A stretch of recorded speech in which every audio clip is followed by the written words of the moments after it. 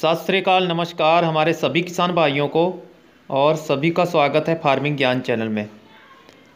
आज का वीडियो ज़रूर देखिएगा किसान भाइयों। अगर आप गेहूं की खेती कर रहे हैं तो शुरू से अंत तक वीडियो को देखें। किसान भाइयों, जो गेहूं की फसल है वो मैक्सिमम हमारे किसान भाइयों की पछेती व अगेती मिला के 75 से 80 दिन की फसल हो चुकी है।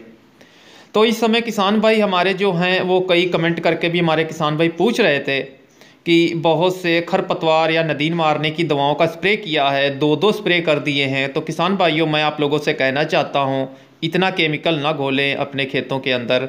और किसान भाइयों, कोई ज़रूरत नहीं है इतना स्प्रे करने की जो खरपतवार आपके रुक नहीं रहे हैं, तो इससे हमारी फसल पे इफ़ेक्ट होगा सीधा सीधा।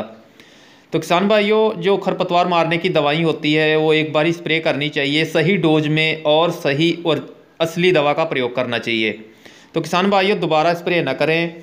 जैसे कि किसान भाइयों, गुल्ली डंडे की जो बड़ी समस्या होती है उसको एक अब आसान तरीका है उसको निकलवाना, खुरपी से या हाथों से उसको निकलवा दें तो ये बहुत ही अच्छा होगा। जैसे किसान भाइयों, खेती में बजट को कम करना है ना कि बजट को बढ़ाना है।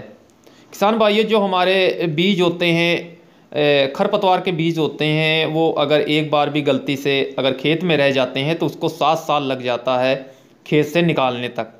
तो किसान भाई, इस बात को हमारे किसान भाई ज़रूर ध्यान में रखें, उसको खेत से निकालें, ना कि स्प्रे करें अब। तो किसान भाइयों, नहीं तो ये जो बीज होते हैं इनडेवलप फिर हो जाते हैं हमारी आने वाली फसलों में।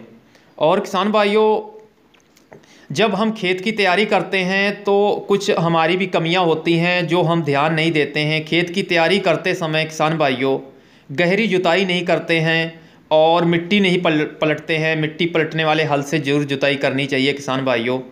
और इससे क्या होता है, जितने भी बीज होते हैं वो खरपतवार के वो हमारे खेतों में रहते हैं तो इनडेवलप होते रहते हैं, तो फिर वो बीज की मात्रा बढ़ती जाती है। तो इसलिए गहरी जुताई करें और कुछ समय देना चाहिए अपनी खेत की तैयारी के समय। हमारे कई किसान भाई इस कृषि यंत्रों के युग में हमारी खेती को टाइम नहीं मिल पा रहा है, उसको कुछ वक्त दिया जाए, खेत को तैयार किया जाए। तो किसान भाइयों, मैंने वीडियो अपलोड किए हुए हैं अपनी खेत की तैयारी पे, वो मेरे वीडियो आप देख सकते हैं। किसान भाइयों, अगर हम अच्छे से खेत की तैयारी करें तो 40 से 50% तक हम इस पर रोक पा सकते हैं उगने वाले खरपतवारों पर। तो किसान भाइयों, चलिए बात करते हैं फंगिसाइड की। तो हमारे किसान भाइयों, फंगिसाइड जो गेहूं में है वो आने का चांस तभी रहता है जब हमारा 25 डिग्री सेल्सियस से तापमान ऊपर हो जाए, यानी गर्म हो जाए तापमान, तभी फंगस आने के चांसेस रहते हैं। और ऐसे आप स्प्रे ना करें किसी भी फंगस का अपने गेहूं के ऊपर। तो मैं पहले भी बता चुका हूं, मैक्सिमम बजट में ही खेती करनी चाहिए किसान भाइयों। जो हमारे किसान भाई इस बात को ध्यान में रखें, नॉर्मली फंगस का स्प्रे कर सकते हैं किसी भी, या आप इस बात को ध्यान रखें।